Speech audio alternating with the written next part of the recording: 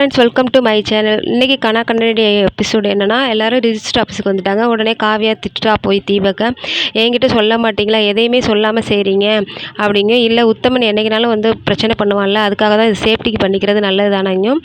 சரி வாங்க அப்படின்னு எல்லாரையும் உள்ளவரை கூப்பிட்றாங்க. 2 பேரும் மாலை மாற்றிக்கிறாங்க. மாற்றிக்கிட்டு ரிஜிஸ்டர் ஆஃபீஸில் ரிஜிஸ்டர் பண்ணிக்கிறாங்க. 2 பேருக்கும் நல்லபடியாக மேரேஜ் ஆகிடுது.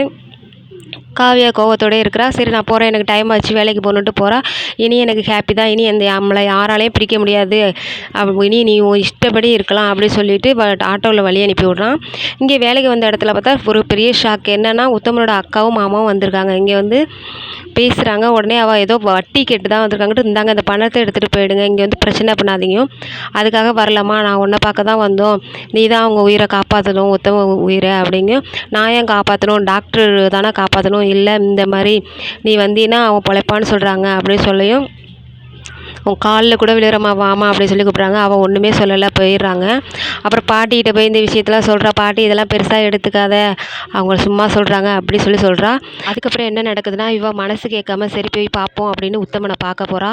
அங்கே அவங்க மாமாவும் அக்காவும் அவள் தான் வரமாட்டா, அவள் இனிமேல் வரமாட்டா அப்படின்னு சொல்கிறாங்க. இவள் போய் உத்தமனை பார்க்குறா. இனி என்ன நடக்குதுன்னு பார்ப்போம்.